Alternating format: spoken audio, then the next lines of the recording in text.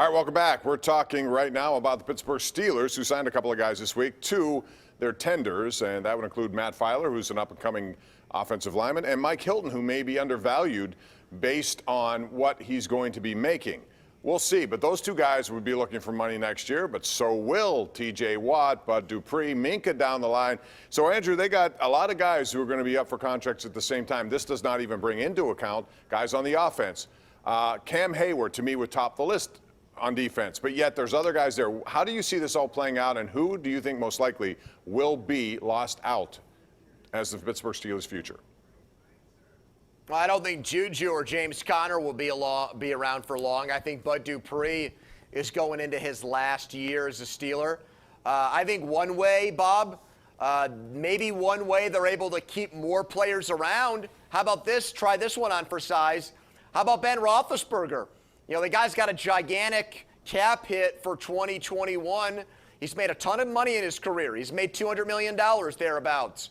He's going into his last year next season. If I were him, I would consider going to the Steelers and saying, look, given the salary cap changes, I'm going to take a massive pay cut for 2021 because I want one more shot at winning a Super Bowl. And if Ben doesn't do that, good gracious, I don't know how they keep any of these guys, because that is going to be a monstrous cap hit on a team that's already in a bit of a cap conundrum.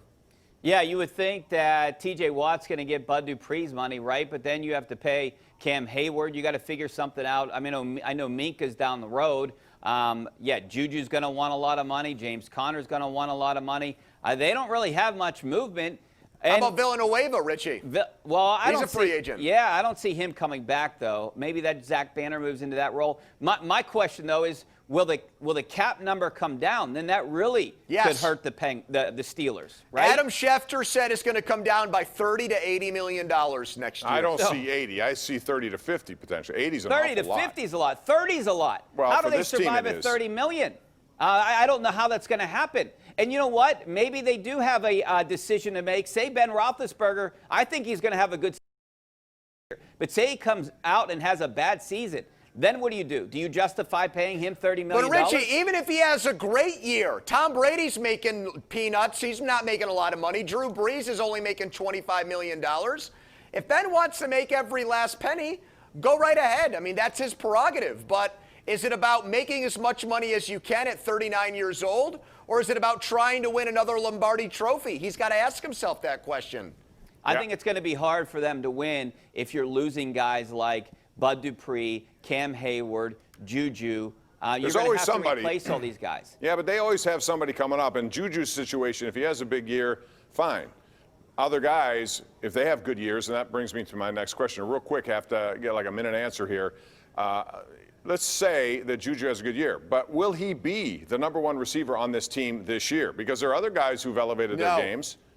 You say I think they're better served having Deontay Johnson as the #1 receiver. Deontay Johnson is a better route runner than Juju. I think he's got a higher upside. I don't think he needs an Antonio Brown type. I think he's going to be a guy that breaks through and has a big season. I think he'll have a better year statistically than Juju. And maybe Deontay Johnson is like the Antonio Brown that could help Juju have that big year. Yeah, and if he does, then you got another issue to worry about, and that's always going to be money. All right, now it's time to go round the horn for this week's Smooth Moves, brought to you by Pittsburgh's largest supplier of the smoothest granite, marble, and quartz countertops you can find anywhere. That would be Armina Stone. Rich, your smooth move of the week is? My smooth move of the week is going to be to the PGA Tour. They got PGA Golf. The first event was back, the Charles Schwab Colonial Challenge at the Colonial. It was a pretty fun, entertaining event. I liked watching it. I didn't even notice at times that fans weren't there. I think they did a great job of putting this on. Plus, we got to see the new Bryson DeChambeau.